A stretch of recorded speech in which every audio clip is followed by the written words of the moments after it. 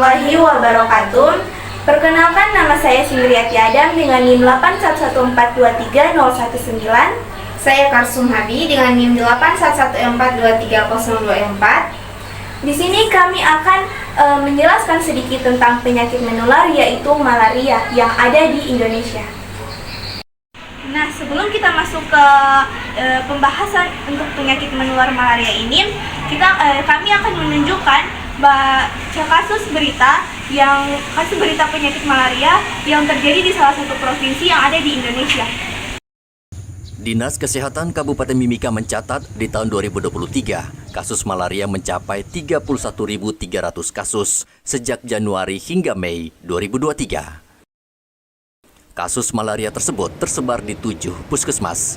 Dari 7 wilayah tersebut, menurut Kepala Dinas Kesehatan Kabupaten Mimika, Reynold Rizal Ubra, area Pasar Sentral, Wania, dan Bintuka merupakan 3 wilayah yang sangat tinggi sebaran kasus malaria di Kabupaten Mimika karena ketiga wilayah tersebut padat dengan aktivitas manusia.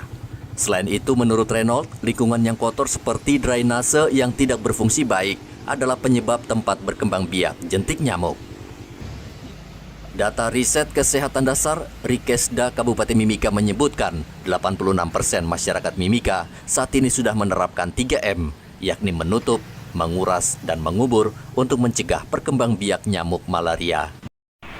Nah, teman-teman, seperti yang kita ketahui bahwa malaria adalah infeksi yang disebabkan oleh parasit Plasmodium, yang mana parasit ini hidup dan berkembang biak dalam sel darah merah yang ada pada tubuh manusia dan ditularkan oleh nyamuk Anopheles, yaitu nyamuk betina.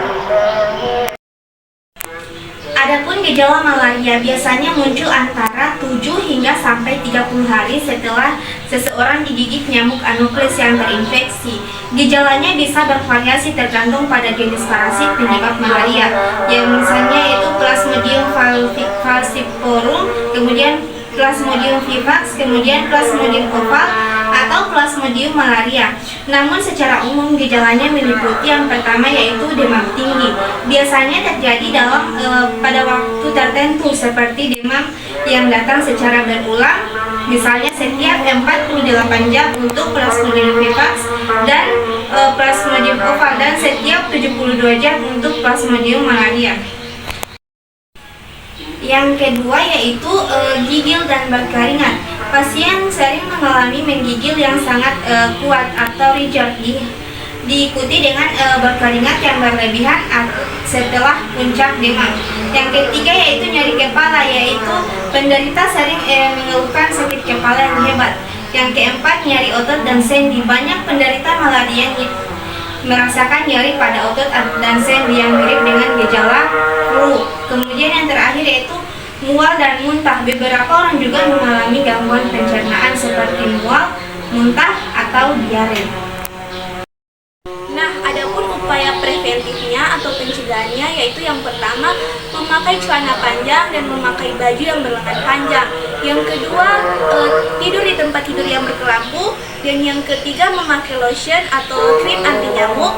Dan yang keempat, membersihkan lingkungan solokan dan lumut. Yang kelima, memasang kawat kasar di ventilasi rumah.